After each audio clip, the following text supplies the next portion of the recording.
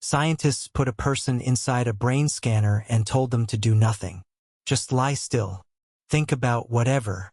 They expected the screen to go dark, because nothing was happening. Instead, deep inside the brain, it lit up. For most of a century, we had treated the resting brain as the boring part. The blank page, the empty baseline you subtract away, and the blank refused to stay blank. The same deep regions kept switching on the moment a person stopped concentrating. In 2001, a team led by the neurologist Marcus Raichle gave that ghost a name: the default mode network. A whole system that comes alive precisely when you think you're doing nothing. This is inner cosmos, where science meets wonder. And today we're chasing the quietest voice in your head, the one that never quite stops talking. You know this voice. It replays the argument you lost yesterday. It rehearses tomorrow's meeting. It asks what they really thought of you. It narrates your life as a story with you at the center. The strange part is this: that narrator isn't everywhere in your brain. It has an address, and we found it by accident. Here's the founding observation, and it's rock solid. A specific set of midline regions becomes more active during quiet rest than during demanding tasks. The moment you focus hard on the outside world, they dim back down. Two hubs do most of the talking. First, the medial prefrontal cortex just behind your forehead. It's tied to thinking about yourself and about other people. Second, the posterior cingulate cortex, sitting deep in the middle of your head. It behaves like an integration center, a place where memory, meaning, and your sense of being somewhere all come together.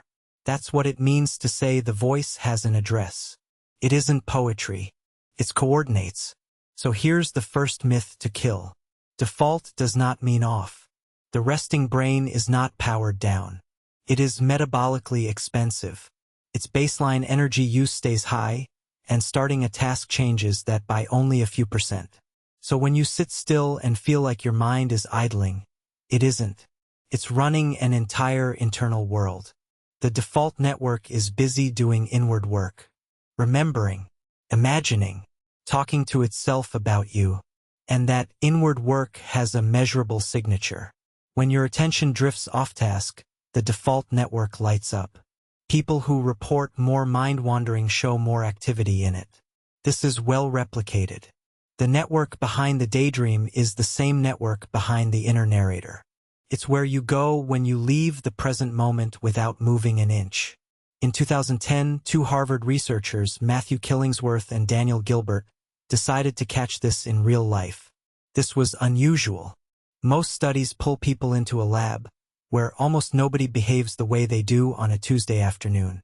Instead, they built an app that pinged thousands of people at random moments in their actual days and asked three things. What are you doing right now? What are you thinking about? And how happy are you? They captured everything, the interesting moments and the dull ones, commuting, working, waiting in line. 2,250 adults answered, live inside their own lives. The result was startling. On average, people's minds were somewhere other than what they were doing just under half the time. About 47%.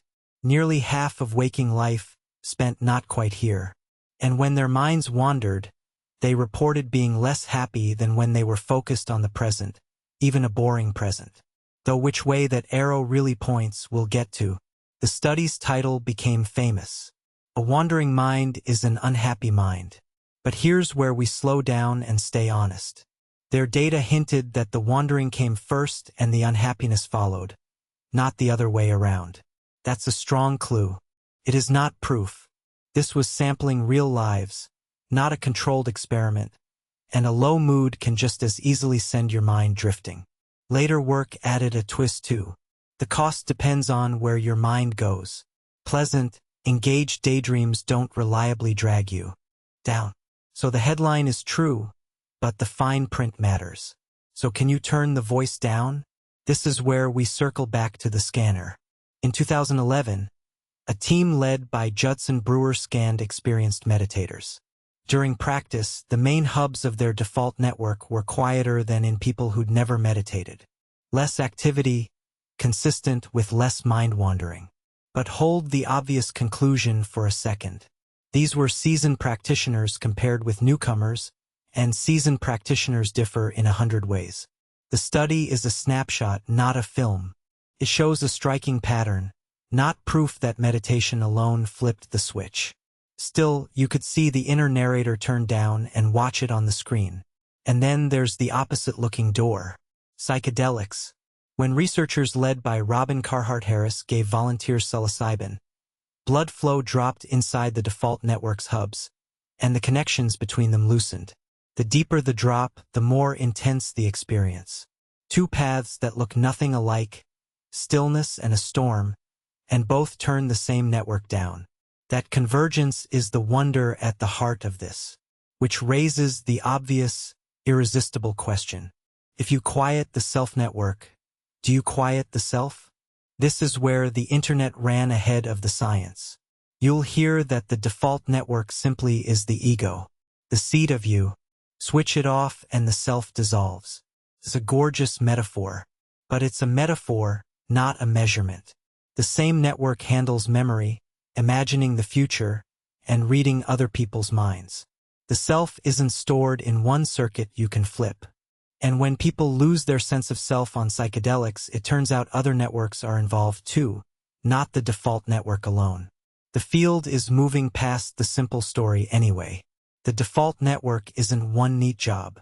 It fractionates into subnetworks with different specialties. One leans toward thinking about yourself and other people. Another leans toward memory and imagining scenes, replaying the past, staging the future. And the newest view reframes the whole thing as a sense-making system, one that weaves together memory, context, and even the outside world, including stories other people tell you. It's less the lonely voice of you, and more the place where your private world meets the shared one. So the network isn't you. It's how you make sense of being you. There's a heavier thread here too. In depression, the default network often shows altered, frequently stronger connections, and that connectivity tends to track how much someone is caught in rumination, the same thought looping back on itself. This is a real and repeated finding. But please hear the honest version. We do not know if an overactive network causes depression, results from it, or simply travels alongside it. This is the open question, not a diagnosis, and certainly not something you can will away. Treat it as understanding, not medical advice. So let's sort it cleanly. Proven, the default network is real, it's most active at rest, and it's reliably involved in mind-wandering and thinking about yourself. Emerging, its full role and whether it drives mental health struggles are genuinely unsettled. Belief, that the self is a construction you can step back and observe, an idea contemplatives reached thousands of years ago.